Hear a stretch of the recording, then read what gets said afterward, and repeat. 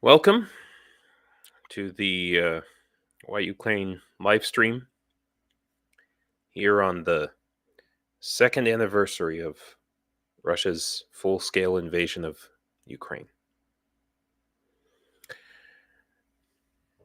Today's live stream is, I don't know what it's going to be like, but I can tell you that we're going to have a lot of news. We're going to talk about what's going on here in Ukraine from a Ukrainian perspective. I might talk about some personal things or things that are going on, with supporting Ukraine first. So if you don't want to hear that, feel free to scroll ahead to the middle a little bit to get kind of the news, if you will. Mark, congratulations. You're the first one in. Good job. Let me check, and I want to see if I'm actually operating on Facebook today or not.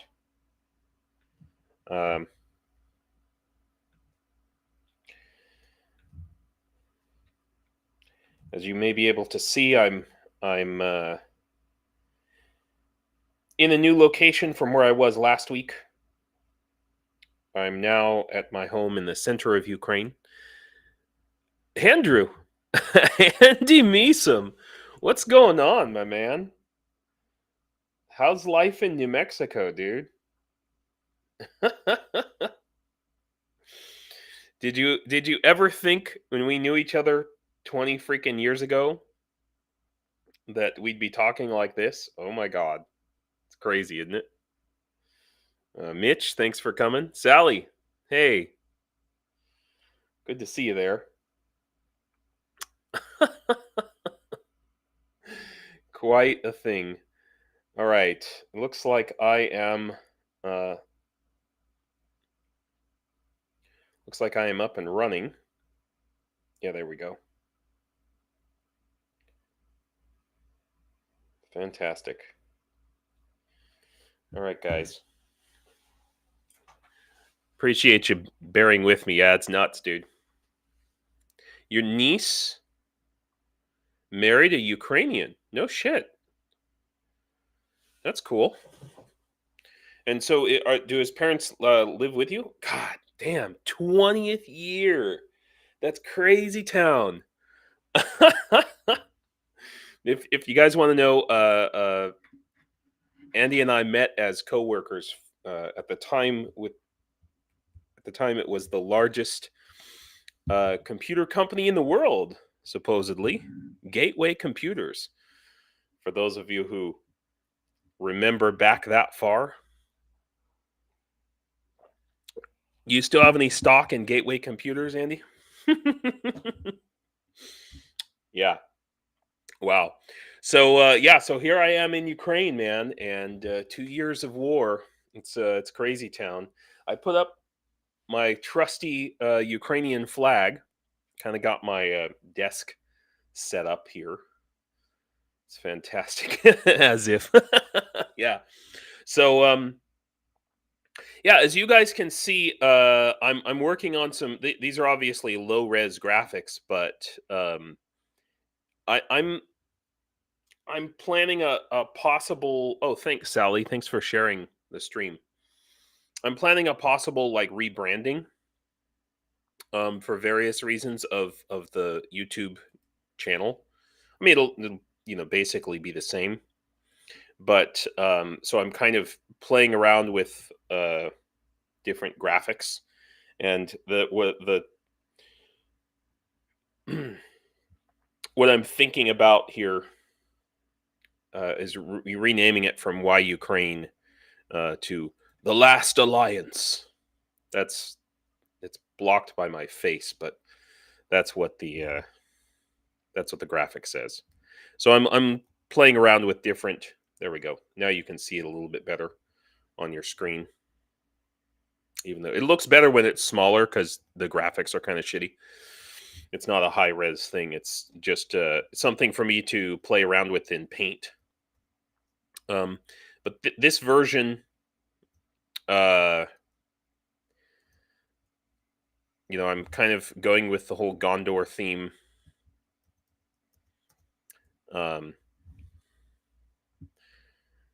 Ukrainian World Nation. Wow, that's a cool nickname, YouTube name. Very interesting. That's a good one. I like it. I hope you set up a YouTube channel with that. That would be a good YouTube channel name. But yeah, I'm planning on changing this YouTube channel name to The Last Alliance. That's what I kind of decided on. And they're orcs, and they like to call us elves. It's really crazy, but they do. So I got to tell you guys, this week here in Ukraine, basically everybody, you guys know that I teach English mostly here to companies, to corporate English to help people, companies here in Ukraine interface with the English speaking world, I guess. And basically almost every lesson has turned into a kind of a crisis management counseling session. Ukrainians are freaking out, dude. Okay, I no, to be honest with you, so have I been. So, God, can't even talk. We'll get into it. We'll talk about why. But Ukrainians are feeling extremely despondent, hopeless, scared. I mean, it doesn't help that it's like the 2-year anniversary of the beginning of this trauma, and I mean, I've wanted to live stream the last like 2 days in a row, and I was just too down, just too sad, frankly, because I'm not feeling the last alliance here. We're not feeling it. We're not feeling like the Rohirrim are coming to save us. I mean, the beacons are lit. The beacons have been lit for a while, peeps, and we're doing what we can, right?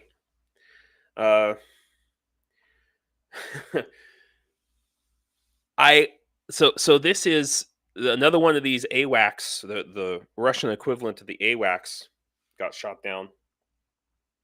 Yeah, and Andy, how Ukrainians are feeling is abandoned with these stupid games.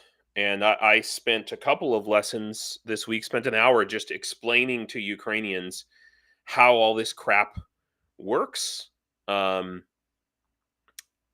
Talking about Mike Johnson, how our system of government works, because our system is different from like the parliamentary system that most of the democratic world uses. So they're like, who the hell is this Mike Johnson guy, and why is he all of a sudden? Yeah. I mean, I've been feeling it, just rage over this, and it's so incredibly frustrating. So talking about like what exactly is a discharge petition, and to be honest with you, the real reason I've been feeling so down is looking at the numbers the way I understand it. And correct me if I'm wrong. Salty red.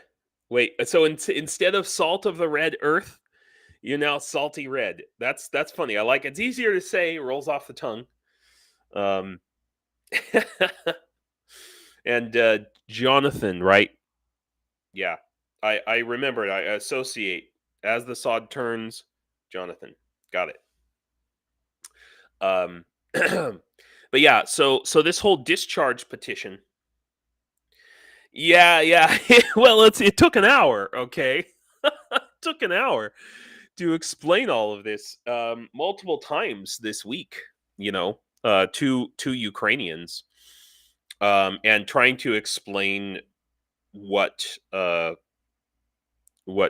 Christian nationalism and dominionism is, and how this guy believes he's basically the modern Moses. I haven't even gotten to the part about how the Republicans are planning a constitutional convention if Trump wins to overthrow the Constitution.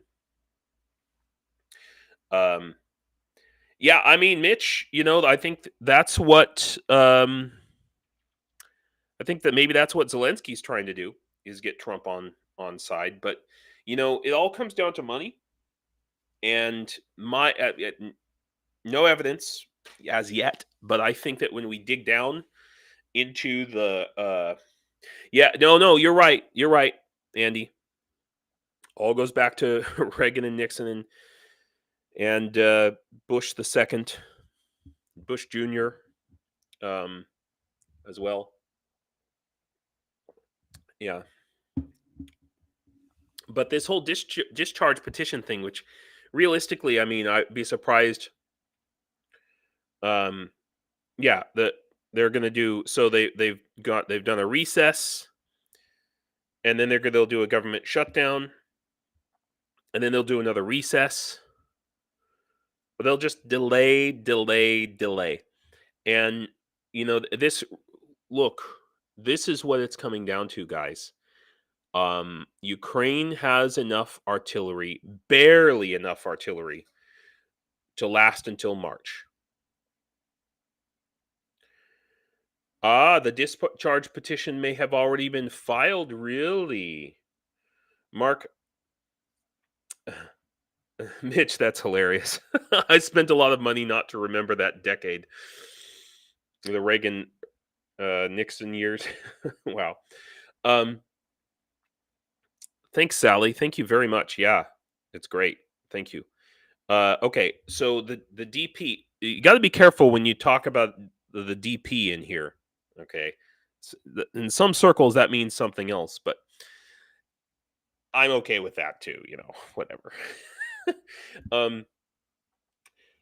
So if it has already been filed, then that's fantastic. That would be great news, because yeah, the best hope for the U.S. is for Trump to be sent to prison. Yeah, and it'll all come down to the Supreme Court, which is a big scary thing as well, because he's stacked it.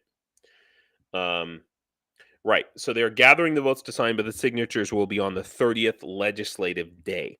Exactly, Mark. See, this is the yeah, I mean, I would love to. I would pay money to see somebody give Mike Johnson the DP. Actually, hey Cheryl. Okay, Cheryl's here, guys. We can't keep talking about it. Can't keep talking about DP. Discharge petition is what we're talking about. But yeah, 30 legislative days. That's the key. And that is why Mike Johnson is trying to hold out and hold out and hold out, because he's got information. First of all, he asked Zelensky back when Zelensky still thought the Republicans were operating in good faith, and Mike Johnson asked Zelensky directly, how long could Ukraine hold out? And Zelensky, in all his naivety, right, in his hopeful good faith, Zelensky told Mike Johnson, we can hold out till February. Well, so Mike Johnson said, oh, okay, great. So all I have to do is make you guys, is delay your funding until March. And then you're fucked. And then this whole problem goes away for me, because, Ukraine, in his mind at least, Russia will just roll over Ukraine. That's not what will happen, by the way. Just because we're out of artillery here, Yeah, he recessed the House, delay it by 5. I thought it was 2 weeks, Mark. I thought that he put the House in recess for 2 weeks. I could be, maybe I'm wrong about that. Cypher, thanks. Yeah. We're just joking with you, Cheryl. Yeah. Andy, yeah, according to the legal analysis, there's no way they can side with Trump. But yeah, I mean, without shredding the Constitution, you know. But he's got two. He's got Alito and Thomas on his side, no matter what. He could freaking blow a goat, and they wouldn't care. Actually, I wouldn't care either. But okay, 5 legislative days, 2 weeks. Okay, I'm confused about the scheduling then. How that works. All I know is that what I'm hearing and what we're hearing over here is we're probably not going to see any decision made actually until April. Cheryl, okay, fair enough.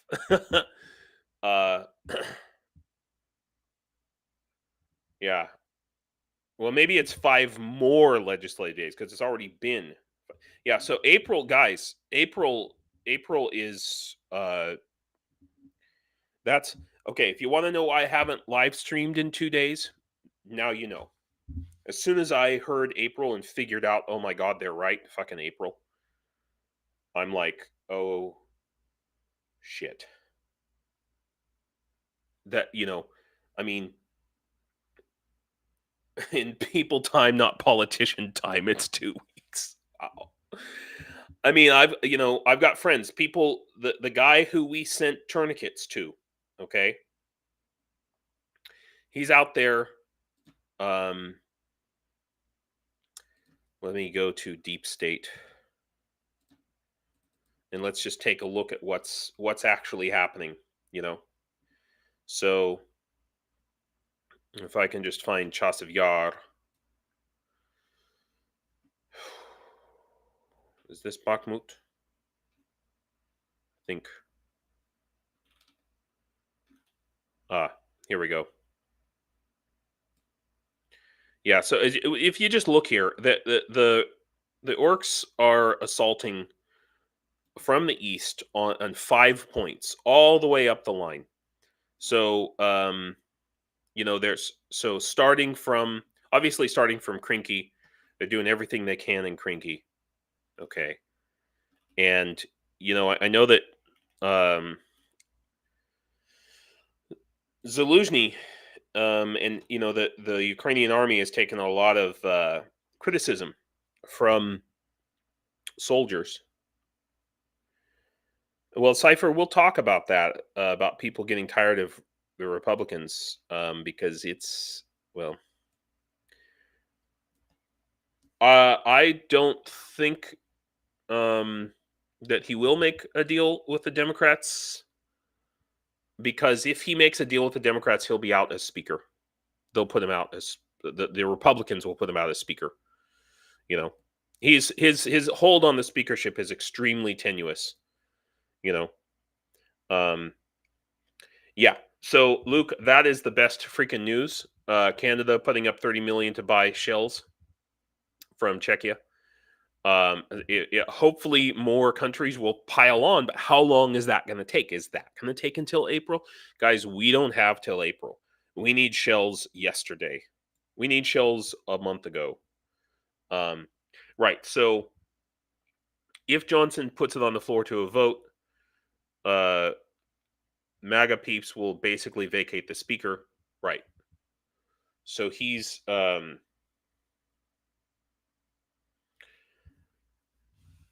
he's in between a rock and a hard place. Well, I mean, he has no will to help Ukraine. He has a will to help the people who paid for his campaign,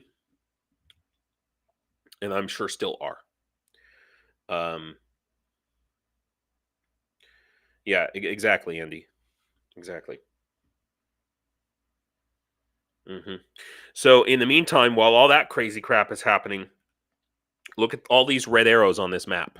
Okay, Russia's taking, because they know like this is their moment to seize it when Ukraine has no artillery, and here's Avdiivka, what was Avdiivka, you know, and without that artillery, here's what was Bakhmut, you know, and if you want to know in general, our guy that we sent tourniquets to is in this general area here. Okay, and I'm just going to read you what he told me last night. He said that Charlie Company, that's in the 1st Battalion, has been holding the line. So he's on high alert.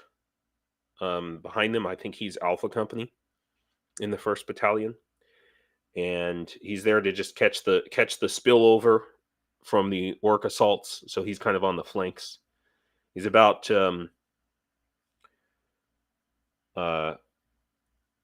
what do you say, 20 kilometers from Chasiv Yar is the way to measure that. And he says, we're all on high combat alert, even the injured, because if they pass the line, we may need to hold the position of the safe house. So that's the situation,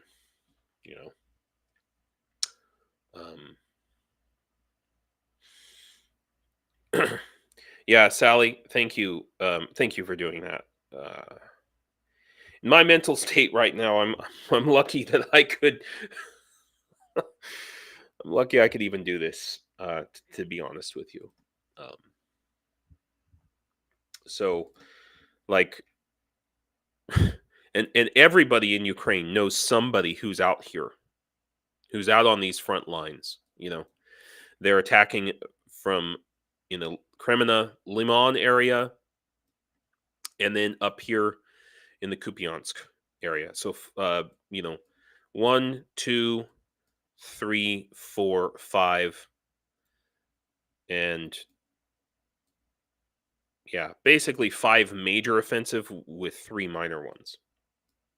They're just the Russians right now are going hell bent for leather because they know that they've got until April, and then of course once it gets approved, and it takes a couple of months for for the shells and the shipments to actually start rolling in. And so the orcs are using all the time they have. You know.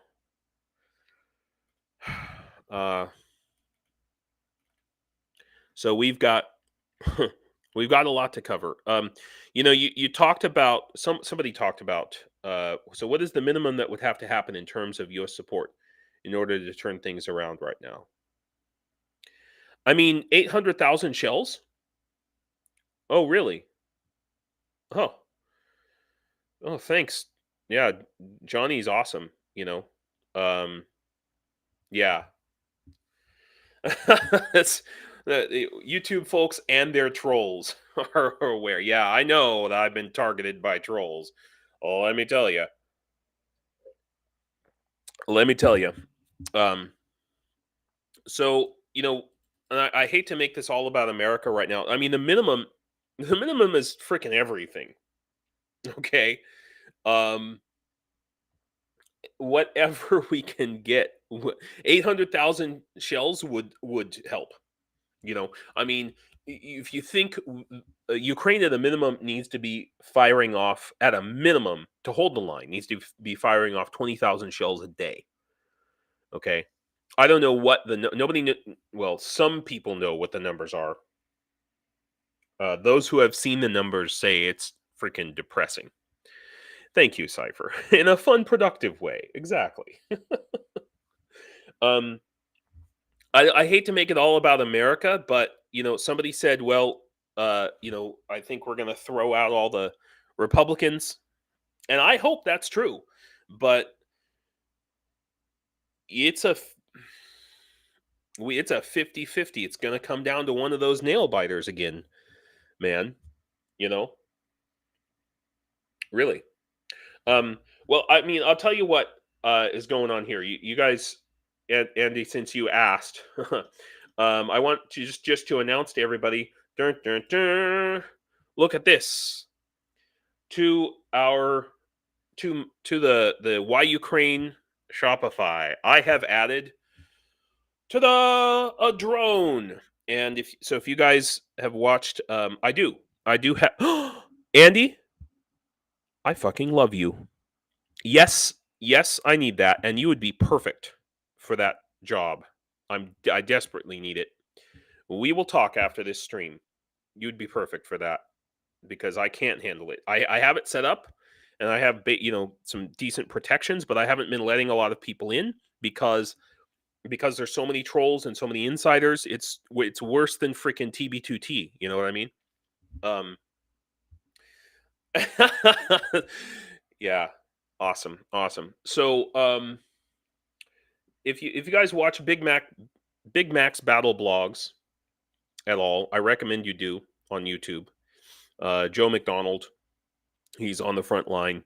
He's a drone operator now, and he's British, of course. And so I asked him, like, what kind of a drone would you recommend to what kind of a drone would you recommend for the front line? Oh, and by the way, Andy, there's another guy, Secular Sakai. He has a YouTube channel, Tyrants Against Tridents, and he's offered to help as well as far as getting it organized, not managing. So we'll have 3 people. The 3 of us will put our heads together, and it'll work out well, I think. Because anyway, burn that bridge when we come to it. Okay. So anyway, yeah, Big Mac. I asked him, I'm like, what's the lowest price drone that you think would be reasonable? Yeah, and it will have moderators and stuff, but I need like a admin. You can't get into the Discord anymore, Catherine. Oh, you mentioned that you had that problem. I thought it was resolved. Okay, I will check that out. I think, Catherine, we are friends on Facebook. So if you can just send me a message on Facebook, that way I can keep it in my mind if I go through and find the problem. Again, yeah, Andy, and we'll work on it in the next week or so, maybe. Okay. Anyway, so I added this drone. With shipping, it's going to be about $800. It's about the cheapest, drone that can work. It carries 6 kilograms. It has the ability to drop items. It can work as a kamikaze drone, or it can work as a drop off a grenade kind of a thing. That's my understanding for this. So yeah, I mean, any contribution you guys want to make, I split up the contributions here into from $1 all the way up to $800. One thing about Shopify has good points and bad points. Oh, okay. K-Bell, have you messaged me personally directly on Discord? I think you have. So I will we'll talk directly personally on Discord. I've got so many platforms I sometimes lose track, but I just need to remember that you're having trouble. If you're having trouble, it's possible other people are as well. So I'll check up on it. Okay. Anyway, so one thing that I haven't figured out how to do on Shopify is show how much money has been raised for a specific item. It's kind of a bummer. I have a way to go in. I go through like 3 different things, and I can go and see it. But I don't know how to transfer that up and put that up on this website or any other website yet. I'm gonna figure that out. But anyway, so yeah, you can make a, these are the I've reduced. I had like a million things up on here, and now I've just got two because right now we need these two things. Okay, the 4th Training Battalion. When these are purchased, the next thing that they need. By the way, let me just show you. Because I'm talking with for example, my commander, the sergeant in charge of this stuff. He's Ukrainian, but he sent me this list. Okay, so we have already purchased most of these things. They always need more socks, but the next thing I'm going to put up here are like wet wipes and latex gloves. But all the other stuff we have fulfilled for the 4th Training Battalion. So that's amazing, you guys, really. Now, on the 1st Battalion, I asked the 1st Battalion of the International Legion for a list, and they gave me this. And I'm like, holy crap. I mean, this is like, so it's like everything, okay? Like freaking everything. And some of these things we have been able, I mean, it's actually too much. So I had to choose like the two most important things from this, which are right now, which are tourniquets and drones. But I mean, like, they put exoskeleton for heavy lifting. I'm like, okay. Plastic sandwich bags for waterproofing, camel packs for water, baby wet wipes. I mean, it's a lot. So, it takes me time to go and find places where I can buy these things online locally here in Ukraine. I can't use my card for just yeah, exactly. And I'm not Greg Terry yet. Okay, I'm not that good, guys. Really. Uh, but it's coming along. One thing that my guy who's out there in the Chasiv Yar area said, one thing that they really need are these. So these are gun sights that'll fit on their guns. And so I might try and yeah. I mean, yeah. Did you see it? You saw it? Lots of underwear because I will poop my pants. I mean, at least they have a sense of humor, okay? But it's really true. Underwear is freaking important as hell. Yeah. So it's everything, freaking everything, and these are just the guys on the front lines. Yeah. Well, yeah, and the thing about it is, the thing to keep in mind, with me, like I'm just starting and dipping my toe into this, and it took me, a year to figure out like what the hell am I doing? How the frick Facebook? Yeah, no, not Facebook. YouTube works. Yeah, I can't even remember what it's called. Yeah. So anyway, all right. Oh, you did find my page on Facebook. Cool. That's cool. Yeah, and I need to do more on Facebook as well. But you can only do one thing at a time. So going back to the news, let's just go through. Yeah.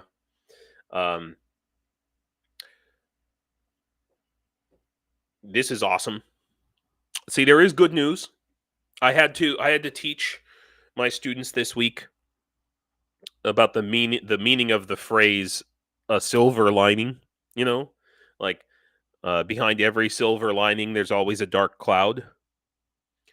Yeah, we can all do something. Yeah, exactly. Just do what you can. Exactly.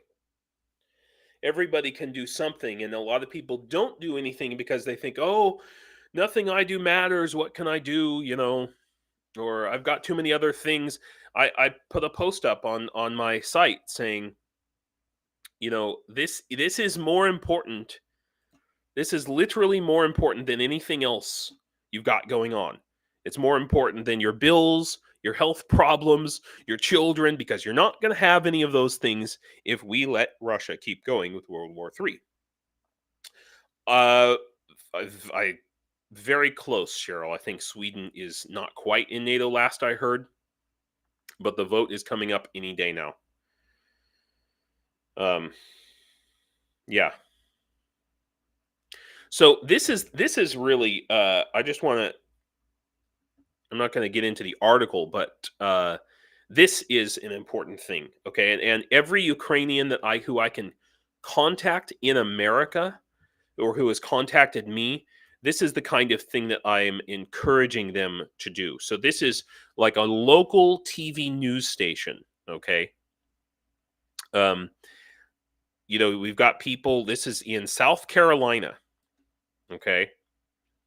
And they're speaking with the local news station, interviewing, making themselves known, making themselves heard. I spend a lot of time teaching Ukrainians to be able to talk about themselves in an open manner and tell their own stories. Ukrainians are not normally comfortable because of their history of KGB and repression and all this other crap. So talking about oneself in the way that we Americans do and sharing information about our family and our personal lives is not something that Ukrainians do. Okay. And what the heck? And so this is something that I actively am teaching Ukrainians. I mean, I just taught a lesson about it. Yeah. Yeah, absolutely. Younger ones better at it than older generations, but not always. No, I mean that's a broad generalization. Grippins, yeah. Did you hear, Cheryl? Grippins are coming. Grippins are coming. That's great. Yeah, the rest of the world are braggarts. Well, I mean, the way I teach about this, if you want to know, which I guess it doesn't matter because I'm going to show you now. I'll show you directly from my curriculum as soon as I find it. Yeah. So this is what I teach my students. Yeah. I teach my students that we have Americans or native English speakers. This is true for Australians, I think Canadians as well. Is we have something that I call our social CV or resume. In Europe, they call it a CV. Okay.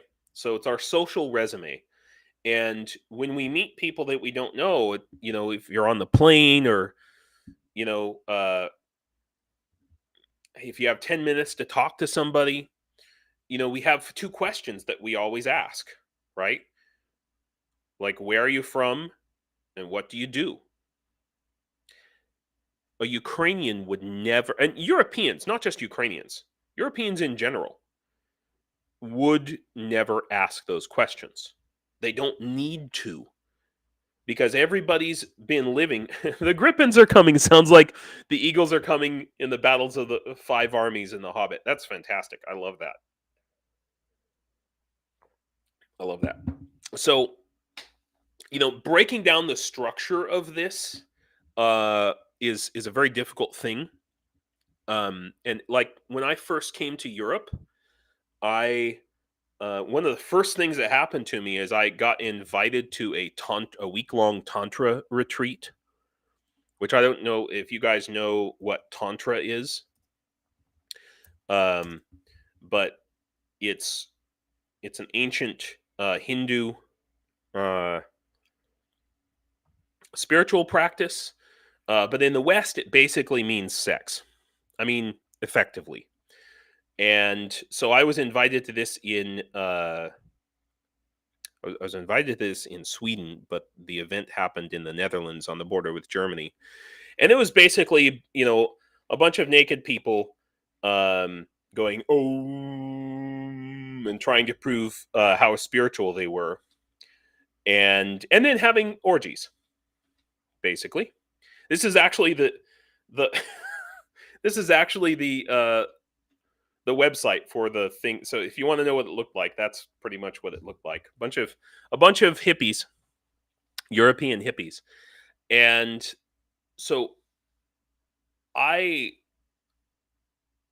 being an American fresh off the plane, as it were, um, I introduced myself to people in the normal, like, American way, which was like to go through this process that we normally go through, where we kind of like talk about ourselves, and then we expect the other person to talk about themselves, and we share uh, we share this information until we get to a place where we can trust each other and we have some common ground. um, that does not work here in Europe, and especially not in Ukraine. Okay. um, yes, Cheryl, I know. I know. Trust me, but this is very popular here in Europe. Okay. So I was regularly, approached by cute young women, half naked or completely naked, you know, and like, oh, you're an American. I've always wanted to meet an American. Blah blah blah, and I would be like, kind of like telling my whole freaking life story, you know, trying to establish some sort of commonality with people, like, first I was born, and that didn't work. That did not work. That did not help me. Yeah, yeah. I mean, they're new agers. It's neo 60s. They pay a lot of money for this though. Uh, it's like 600 euros, I think, is how much it was. It's probably more now. Um, but yeah, so uh,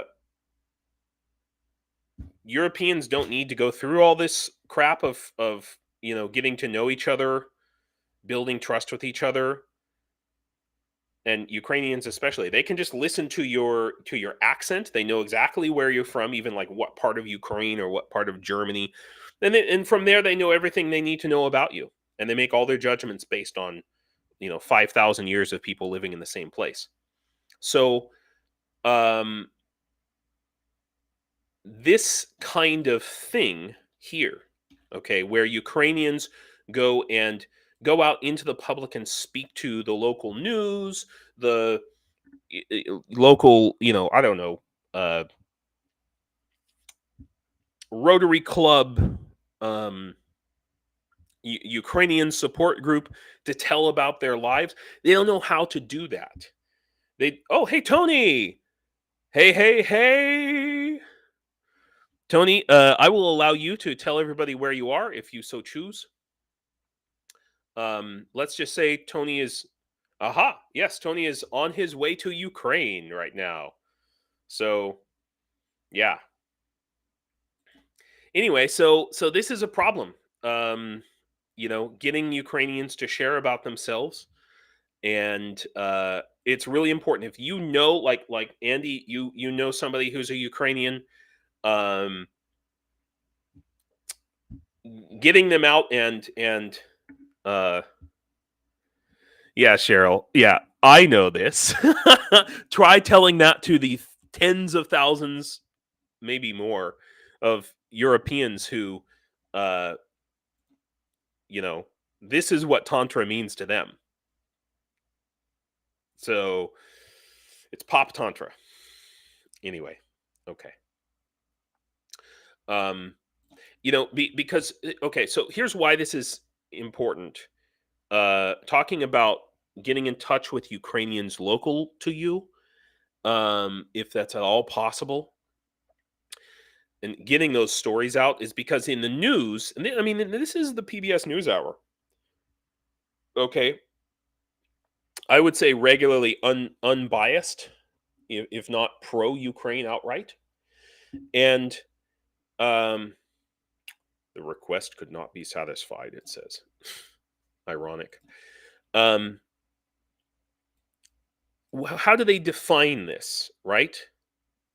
Unfortunately, U.S. aid for Ukraine is quote unquote being wavering on partisan battle lines. I hate the fact that our American news media puts everything in terms of battle. Like, I'm here in the middle of this freaking war. Don't tell me about partisan battle lines. Don't use those terms unless you really mean it. And I think every time that our news media frames political discourse in terms of words like partisan battle lines or fighting, we're on the edge of actual fighting. We had a freaking insurrection. God, was it 4 years ago now? Jesus, crazy. How long ago was that? Okay, Andy. My stepnephew was a huge Putin supporter, really, and had yes. I mean, there were some Ukrainians who supported Russia, and then Russia invades you, and you're like, wait a minute, I thought you were my friend. I mean, Cypher, I'm sad to say that my wife's family, some of my wife's family is in Russia. They are Ukrainians. They live in Russia. Some of them, and it's not just I have lots of students who have relatives in Russia who are completely sucked in by the propaganda, even though they're yeah, Cheryl, I'm sure Americans are doing the same somewhere, probably Sedona. Definitely Sedona. Absolutely Sedona. They're definitely doing the Tantra crap. All right, let me close that. Get that out of the way. So yeah. Yeah. Right. Okay. Yeah. So Andy, this is really important. So Andy just said that his father was given a lot of support by Putin, or maybe by the Russian government in general. So it wasn't so much about supporting Russia as much as this man did so many good things for my family. Yeah. Yeah. And so he struggled. I'm sure.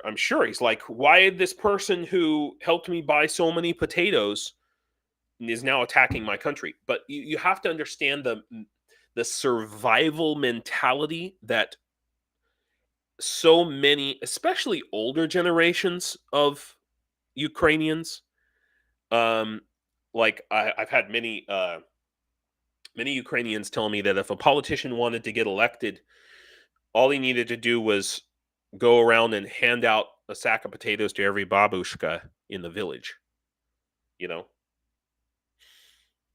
because they don't care, they don't know anything. That the depoliticization of Russia. Okay, the same thing happened in Ukraine, and anyone who's over the age of 40 um has, if essentially they spent at least part of their childhood in the USSR, so they were already sort of indoctrinated. They this mentality, which you hear from Americans too, like politicians are all corrupt, they're all equally corrupt. Ukraine is just as corrupt as Russia, so we don't support Ukraine any more than we support Russia. You hear this, right? And to these people take freedom for granted. They take freedom for granted. They don't understand the the value of the meaning of freedom. Okay? Because in a lot of cases, to them, freedom meant the 1990s, which in Ukraine and Russia and many post-Soviet countries, quote unquote freedom meant criminal gangs running around, everyone's corrupt, stealing, there's no law, there's no rules. You have to understand that what's important to these people is their family. Very much like religious conservatives. in America, or just conservatives in general in America, family is the most important thing. I'm not saying it's exclusive to conservatives, right? But family, your circle, the people that you know, these are the most important thing, and fuck everyone else, right? There's an idiom. Yeah, they don't understand because they've never been outside their hometown. And here in the States, they haven't seen how the real world lives. So they have these circles. Okay, they have these circles, and in Ukraine, it's true as well. And so they're just looking at like your step nephew, um, Andy. They're just looking at it from the perspective of, well, this guy Putin helped my family, so fuck everyone else that's outside my circle. I don't care. So I mean, this is a universal thing. Okay.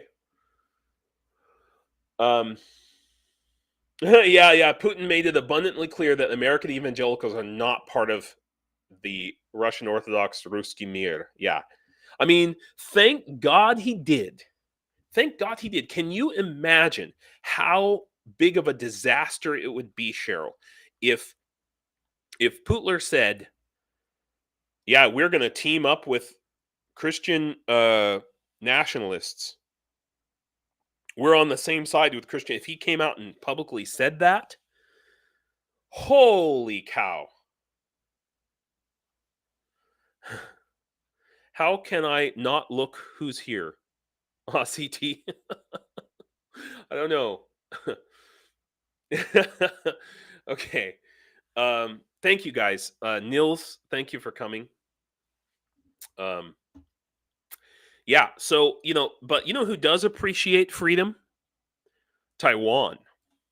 Okay. Taiwan, thank God for Taiwan. Taiwan's looking at this going, hey, guys, if you aren't going to support Ukraine, how do we know you're going to support us when the time comes? Not if, but when.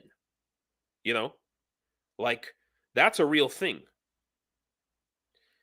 So maybe, I mean, maybe Taiwan will say, listen, Republicans, support us or we won't give you microchips. Support Ukraine or we won't give you microchips. Because that's the situation, right? Taiwan has like 90% of the high end microprocessor market. Yeah. So but the lines are being drawn and we're just kind of dithering, and America's dithering, Europe is dithering and continuing to dither, right? So what the hell is this about? European capitals seek $1.5 billion fallback plan. They're racing to raise 1.5 billion. These are countries with, like, any one of these countries has multiple times Russia's GDP. Okay? And they can't scrape together $1.5 billion for these shells in this last ditch scheme. Last ditch, really.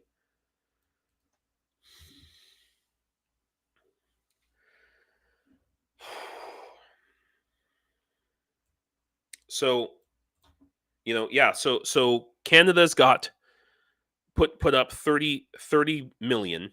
Tony, I'm really glad to hear that, man.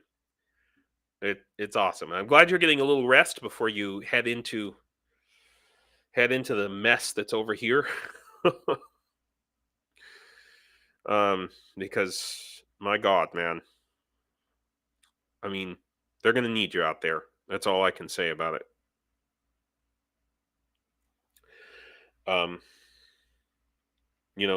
now we know how much they need to get these shells. $1.5 billion to get these 800,000 shells over to Ukraine. Okay, so Canada put up 30 million. So that's not that's not enough. It's not enough, guys. It's not enough. And here, this is from yesterday. I can't even stand to see this guy's face anymore. Hungary blocked just a statement pledging support, for Ukraine, and Hungary was able to block it. You know, it's crazy town. All right, it's crazy town. Like it's so surreal to me. I feel like, you know, this article here. Russian defectors murder in resort catches Spain off guard. So Spain didn't know that this guy was in Spain? You're tired of Hungary, Cypher? Well, I'm hungry of tired. Sorry, that was a stupid joke. Yeah. Yeah, it's supposed to be other unnamed countries and entities. Why do they have to be unnamed? Yeah. Well, thanks, Aussie T. I'm glad you're here.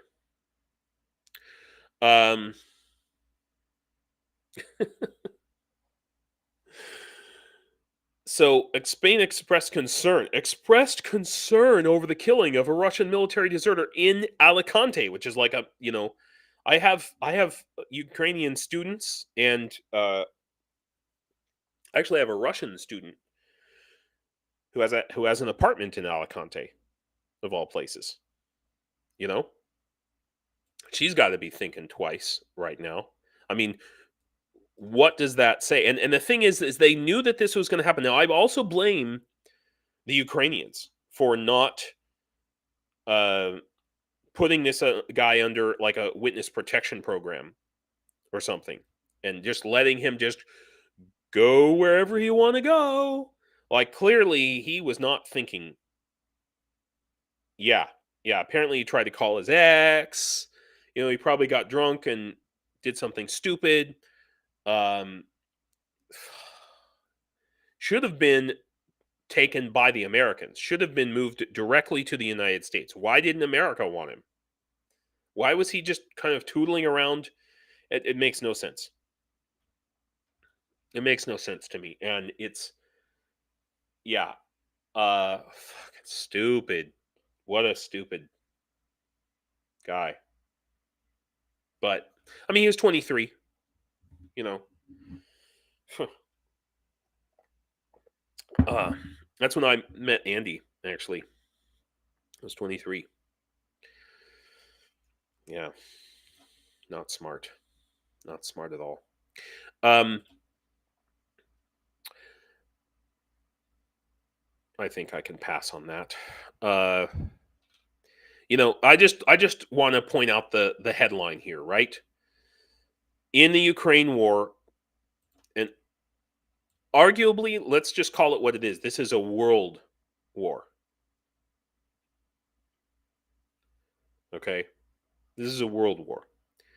In the Ukraine war, totalitarianism is beating capitalism and democracy, quite frankly. You know? So I thought that yeah, Tony, exactly. Sadly. When are, you know, these pro-capitalist Republicans going to wake up and say, hey, you know, this guy is not on our side, but maybe, you know, fascism is technically still a form of capitalism, or can be, you know. Herb, hey, that's cool, man. All good.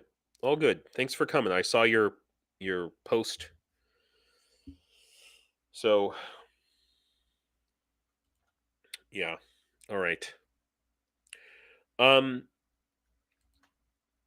Okay, so I want to point something out here. This is a real this article is a real problem. Okay, it's one of those headlines, just like it's one of those headlines just like something in America that you would see, you know, that Mexicans are coming here to take all of our social benefits. They're living on welfare, and we're supporting them. oh, but they're also taking all of our jobs. This is a German news source, Deutsche Welle, DW. Germany has taken in over 1 million refugees, but at the end of 2023, only 214,000 of them are working. Okay, and 5.5 billion in welfare payments. This is not a good thing. Okay. And then, here's the argument. Do social benefits mean less work? And here we go. It's the question, right? This is the thing that people are questioning in Germany. Let me tell you. Okay. They read build at DW on the side.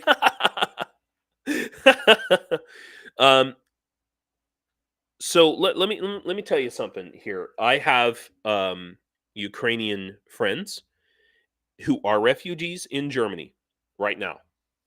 Okay, I have one Ukrainian friend who I told him he should have stayed in Spain, but he wanted to go to Germany. Now, here's the thing: a lot of these Ukrainians have jobs in Ukraine.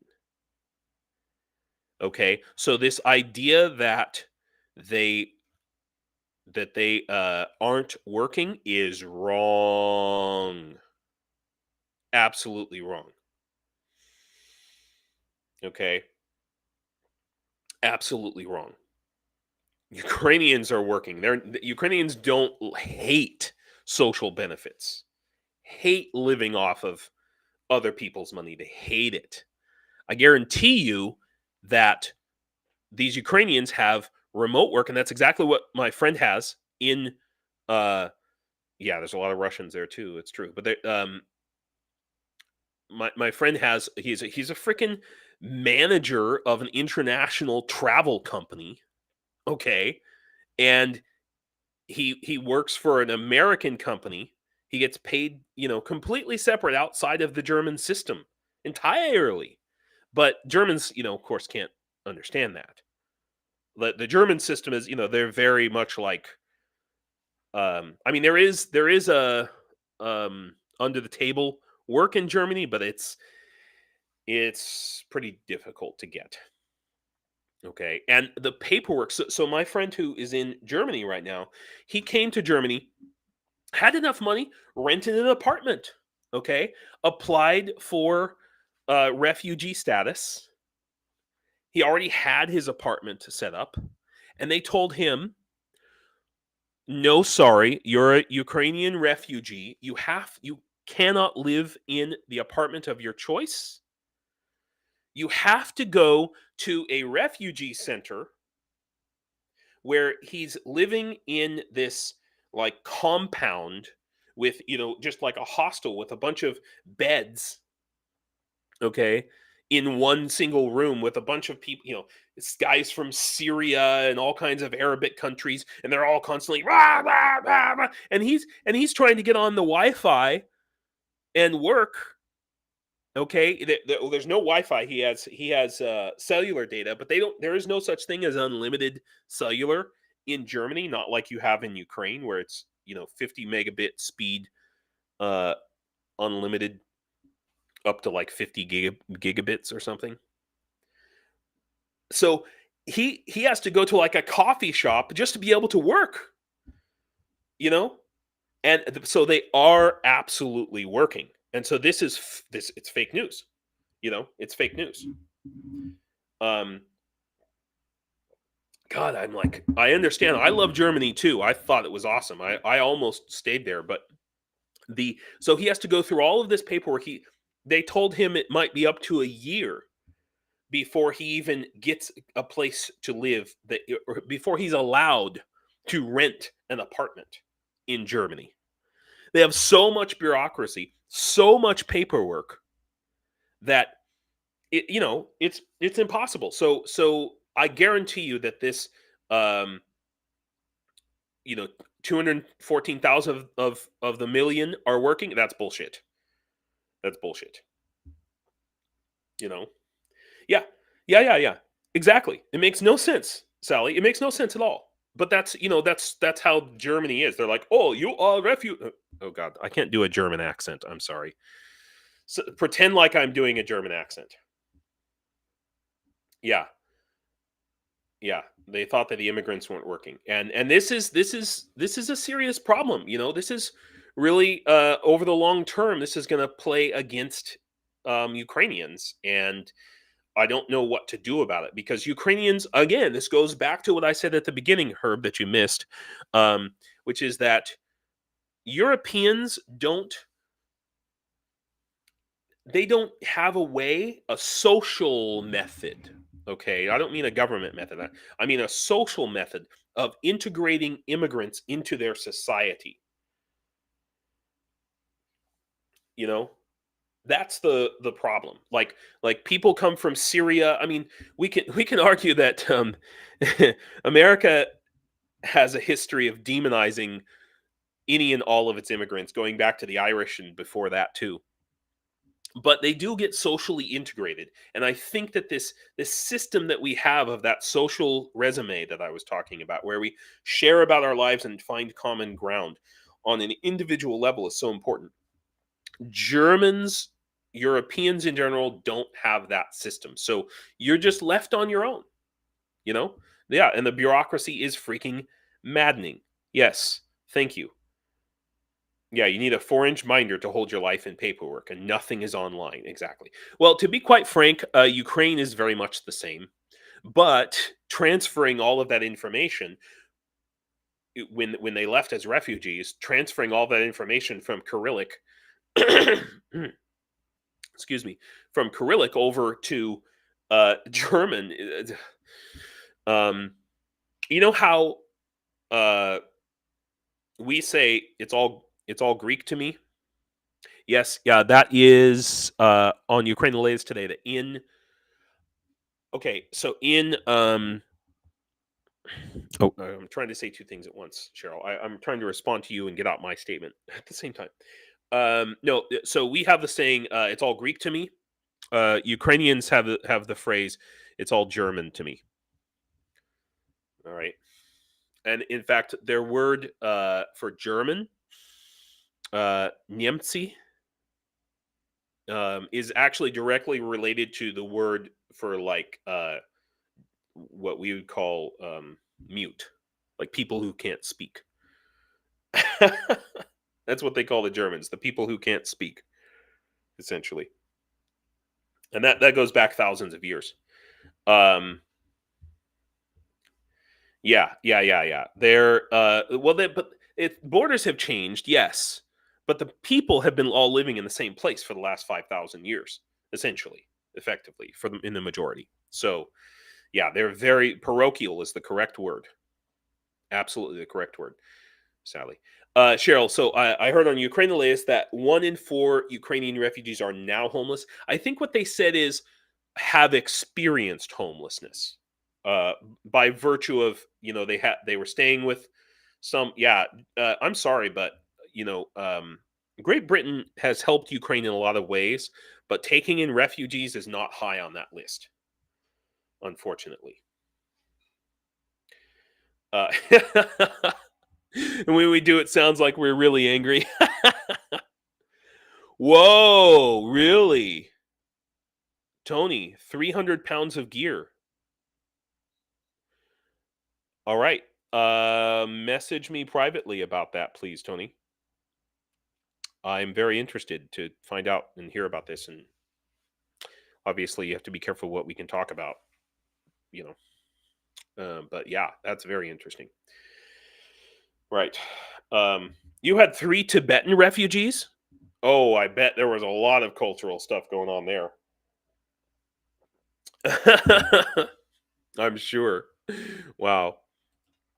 Okay. Um, right. So,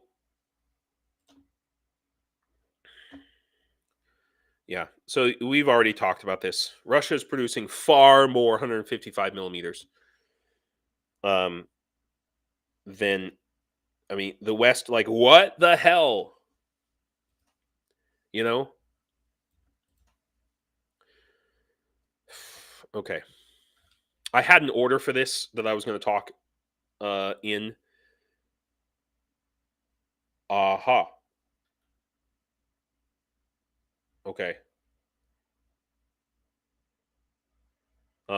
Yeah. So I had an order that I was going to speak in here, and I just my order's all messed up. You know, but too little, too late is what's happening, guys. And again, I emphasized this at the beginning. Ukrainians are freaking out because the math doesn't math. We know that by the end of this month, we're pretty much out of artillery ammunition effectively. And drones are not the level of drone production is not up enough yet. You know, so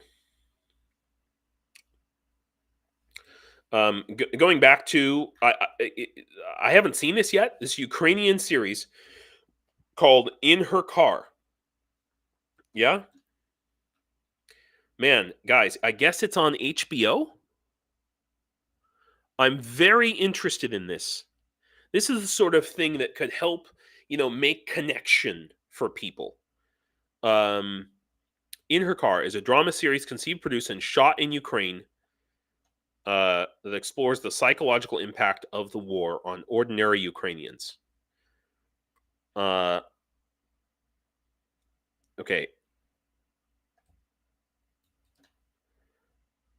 Let's see. Where is this showing? I hope to God that this is exactly the sort of neat thing that we need. Like the 20 what is it called? 20 days in Mariupol. You know, that that's important. It's on Netflix. Okay, guys, if you see it, look, I know. First of all, I'm living kind of in the middle of this, and so I don't need to re-traumatize myself right now by watching stuff like this. But if you happen to see it, please let me know what platforms this is being shown on. Yeah, no, that's the thing, Cypher. I was talking about this earlier. The money needed to transfer that is 1.5 billion, and so for the artillery from Czechia, and uh, so far it's $30 million from the Canadians. That's like a drop in the bucket. And I mean, yeah, if that could come by the end of the month, or at least sometime in March, we might be able to save this. But it's going to be a close thing. Yeah, that's a great idea. Discord watch party for this would be amazing, Sally. That's a freaking great idea. Freaking great idea. Okay. Because here's the problem, right? Even like, okay, even the Pentagon is saying that our all the stuff that we've been delivering, the Patriots, armored vehicles, ground combat vehicles, have been sent to Ukraine without a comprehensive sustainment plan. Now, who's in charge of comprehensive sustainment? Right? Yeah, CIA Black Ops has that as pocket change. Exactly. Thank you, Cypher. Yes. I'm telling you, man. Look, let's go over to this right here. Okay. How popular or unpopular is Joe Biden right now? We talked about this right at the beginning about whether or not Trump's going to win. We need to, I mean, at this point, even if you are Republican, okay, if you support Ukraine, how can you be at this point? You certainly can't be pro-Trump. Yeah, it's pretty clear. So if you just take a look at this, right? Where did Joe Biden's approval rating go to shit? Right here. August whatever the hell that is. August, September of 2021. What was happening then? Oh, wow. That's a great idea, Sally. He showed it on his Discord server. That's freaking cool. That's a really good idea. Yeah, Biden wins if everyone votes. Yeah, if we had if we had the mandatory voting law, and if we made it easy for people to vote in America. Yeah, I know, Salty, but Salty Red. Wow, that. Okay, I'm not gonna talk about what images that brings up for me. But so here's the thing. When did this happen? Right? When did he go from approval rating above 50% to pretty much below? Now this is approval rating. It doesn't necessarily mean who's going to vote. Okay, but when did he go from above 50% to around 40 or below 40? When did that start happening? It's Afghanistan. Yeah, Trump is getting wrecked in the courts. Yeah, and he's not going to have enough. I hope he's not going to have enough money to campaign. But anyway, my point here is that this moment when Biden's popularity took a nosedive is exactly when we pulled out of Afghanistan with no plan. Just like, and everybody was, and I mean, I was like, oh my God, are you kidding me? Oh, what a disaster, So, what I'm saying, the point I'm trying to make here is that he could, by frankly saying, okay, screw you, Congress, I'm just going to take action. And you guys, you're in recess right now. So you can, slap my hand when you come back from recess. He could use the EDA. And like you said, was it Cypher? The CIA could take $1.5 billion out of their back pocket somewhere.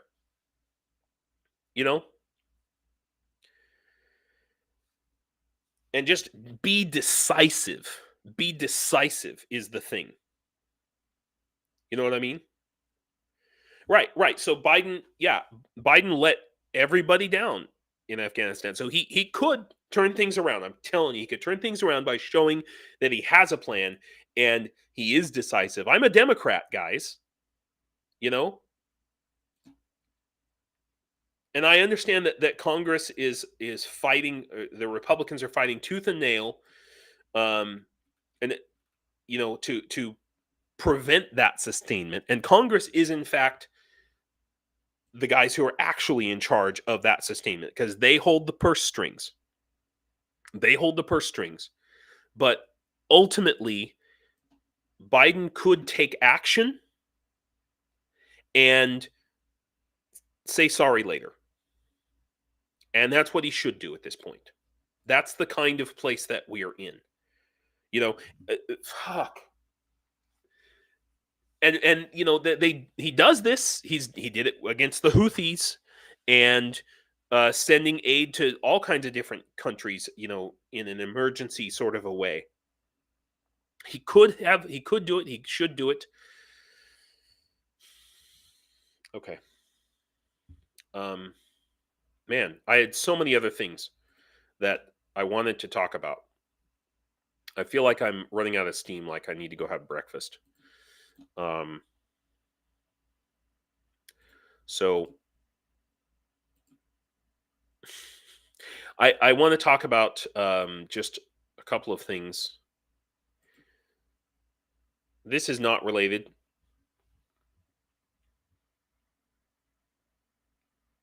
Hey, Armand. Yeah, it's good to see you. Where are you? Oh, you're in Europe, of course. Um, yeah. So I want before I go, I want to talk about just a couple of things. Okay. God, look. I have a whole list of things that I've been putting off for like a week, and they just keep getting pushed further and further down. Like this stuff about Iran and the supplying ballistic missiles. Okay, those are older articles, but they still have a lot of relevance right now, and I'm gonna get to them. I'm gonna talk about them. But two big things that I think are significant. One of them is uh, I know this is maybe a little while down the road, but this shows you how uh, more coffee. This shows you how the Ukraine war is affecting uh, Western and American military development. Okay, so the army has been for a while working on a replacement for GPS. Okay, we've known that because we know that GPS is um, susceptible to electronic interference. I didn't know that they were working on they're they're using a compass. Imagine that. Kind of it's like a step back, you would think. But instead, what they've done here is they have mapped the slight changes. This is my understanding of it. The slight changes of background electromagnetic activity. So our planet's um, electromagnetic system varies slightly from place to place, I guess. And based on that, and using AI, apparently, um, they can determine more or less precisely where an airplane is, for example. I'm guessing it's not as reliable, or as granular as modern GPS is, because modern GPS is down to the centimeter nowadays. But it shows you how the Ukraine war is pushing the United States military and other militaries to evolve, and how we are learning from Ukraine. Okay, here's the last, I think, last article that I'm going to get into here, and then I'll talk about some other things about the channel. Um, Zelensky allows foreigners to serve in Ukraine's National Guard. It's the term that it's called Terra Barona. Barona means guard. Terra means like territorial guard. Divining radar rods. It's kind of is actually. Um, yes, yes, yes. No, we were Cheryl. We were talking about this, or I alluded to this before you joined with when Andy was on. How Bush kind of Bush Jr. kind of led to all of this because Biden is haunted by Iraq, you know, and how huge of a terrible mistake that was. Um, Unfortunately, Putler learned the wrong lesson from Iraq. He said, "Oh, America can make up a bunch of bullshit and invade a country, so I guess I can too." You know? Yeah. But so this is very interesting. So Zelensky allows foreigners to serve in Ukraine's National Guard. Now, foreigners such as myself have been able to join the regular Ukraine army for some time, but uh, you really have to have no, Mitch. I think Bush was the uh, oil dealer. Yeah, you're right, Herb. You're right. Doesn't matter how we got here. We're here now. We need to fix and solve this. Yeah, but I mean, we can learn lessons from history. You know.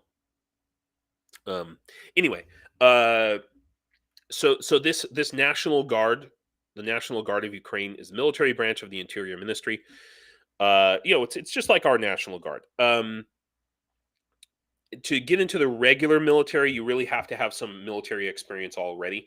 Now, this article, this is from Politico, and it says some 20,000 foreigners serve in Ukraine's Foreign Legion. That is absolutely not correct. That's totally incorrect. Okay. I don't know. Okay. Armand. Where are you, Armand? Oh, South Africa. Wow. Okay. Maybe I think I've talked to you before, seen you around. I don't know. Anyway. Okay.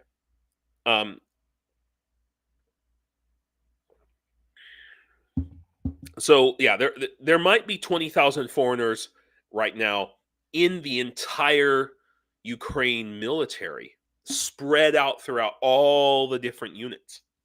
Okay, that's possible, but there is not 20,000 foreigners in Ukraine's Foreign Legion. No way. I've heard numbers along the lines of like 2,000. 20,000 was the number of people who signed up at the beginning of the war. 90% of those people, I was one of them, were rejected because we didn't have any or enough military experience. And Ukraine wasn't capable of taking people. And they still did. They still ended up taking a lot of people who just lied about their military experience. But so this, I distrust a lot of this article. Therefore, it's clearly not well researched. But this is a fact. And so my understanding is that the barrier to getting into the Ukrainian army is lower for the National Guard than it is for the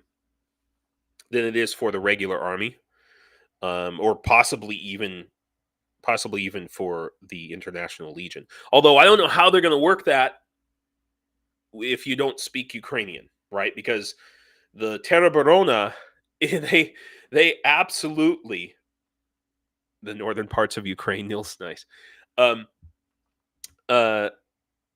The Teroborona is absolutely, like they're not. They don't have any foreigners, right? So they don't have a lot of people who speak English. They might have people who understand English, but the point I'm trying to make here is that so I fucked up my back. I can't believe it. I fucked up my back a week ago. It's not permanent. Okay, it's just 2 steps forward, 1 step back in my journey to get back to the Legion. It's so freaking frustrating. I am seeing a physiotherapist on Monday. So right now I had to stop working out because everything I was doing, your back muscles, part of your core, and it was like I was just doing things and fucking up my back potentially worse. So until I see that physiotherapist, I'm not doing any workouts at all.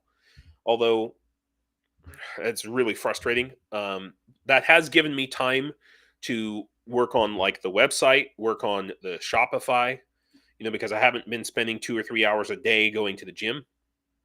But hopefully next week I'm going to turn that around, basically. And yeah, so the last thing that I'd like you guys is, since I've got like the maximum number of people here, I want to show you this. I'm getting ready to rebrand.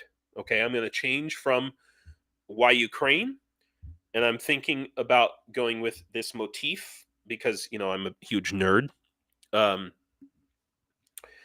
the last alliance. Like, it's kind of a Lord of the Rings thing, but it's the metaphor that has been around for a long time of Ukraine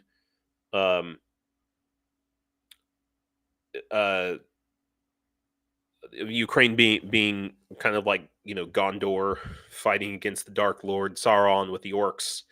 Yeah, thank you, Cheryl. I'm working on a couple different versions of it. These are both kind of low res, and I want your advice. I put into my community tab. Here, okay, and I'd really appreciate it if you could vote. Oh, look, 87% voting for option 1. And then, option 2 is a little bit, I mean, these are not finalized at all. I mean, I understand that. So what I was trying to do here is include all of the countries that are supporting Ukraine, and maybe that's why it looks a little bit wonky. This red star down at the bottom with a white outline, that is actually the New Zealand star, because I couldn't include Australia with the 7-point star, not the second one. Okay. Yeah, I also don't like the tree in the second one. I think that's an ugly tree. I like this tree better. So better. What do you guys think about? Oh, it's in the community tab, Cheryl. So if you scroll down the community tab, you can see it says vote and or leave a comment. And I really appreciate any of your comments about it. Like, even if you voted yes for whichever one it is, if you think yes, but maybe something should be changed, this should be changed, that should be changed. Yeah, I'm feeling like, I'm feeling it too, Aussie. Like, option number 1 is the best one. You know, NATO, but it's also kind of in the EU circle. Like, I'm kind of trying to make this relationship. Oh, thanks, Catherine. Thanks for coming, and have a great, awesome day down there in Australia. So yeah, so I'm gonna kind of rebrand, and it's gonna be called The Last Alliance, and we'll just be all nerdy about it. And I don't know. I have so many contacts in, and so many people who are involved in, like historical recreation and big, Tolkien nerds. I just want to find a way to connect with them. And also another thing is, the International Legion Auxiliary Corps, that term is already being used by like 3 other volunteer groups, which is fine. I'm still happy to have the Last Alliance be a part of the International Legion Auxiliary Corps. That's perfectly fine. I just thought, well, maybe I should, distinguish that. And this idea came to me, and so that's what I'm going to work on. Be working on. It'll take some time. Okay, awesome. Thank you, everyone. Thank you, everyone, for coming. Again, if you've got 20 extra bucks, tourniquets are really important. If you want to donate towards the drone fund, as soon as we hit $800, I'll buy a drone, is basically what it comes down to. Okay.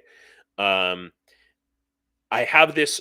I still don't have enough. I have purchased now. I've got enough funding for 2 plate carriers, but I don't have enough for a set of plates. Right now, I have $177 for plates, and that's not enough. That's like half of what I need for a set of plates for one plate carrier.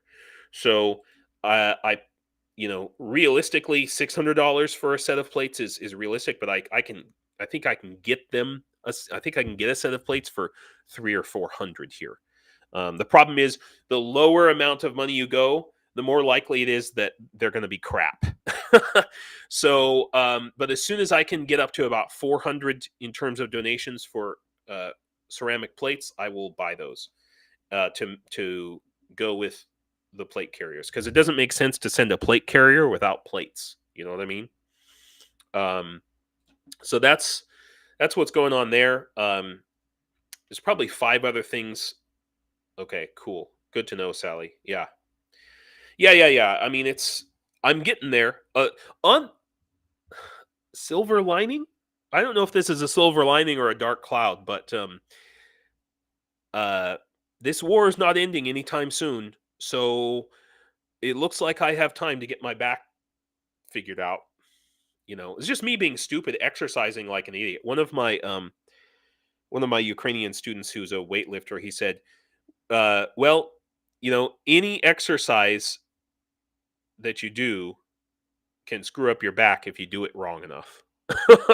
Which, it's crazy, because I didn't think, I wasn't actively exercising my back when I hurt myself, but I figured out what it was is when I was doing the lat pull downs, I was doing it wrong. That's the point.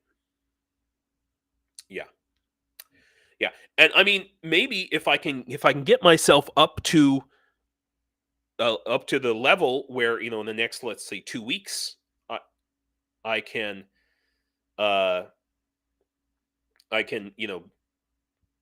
join the Legion, right? I mean, I'm close.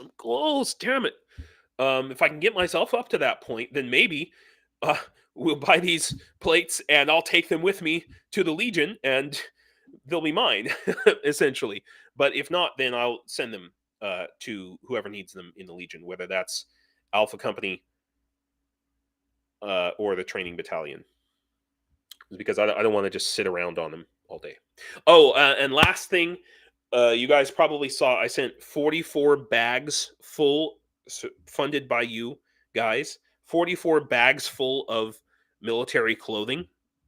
That has ended now. It's still possible for me to get military clothing, but it's a secondhand, but it's much slower now because I'm not living in the same place. And anyway, so 7 giant, huge bags. Yeah, he's traveling in Poland, and his next destination will be Ukraine. Yeah. So, and that will happen.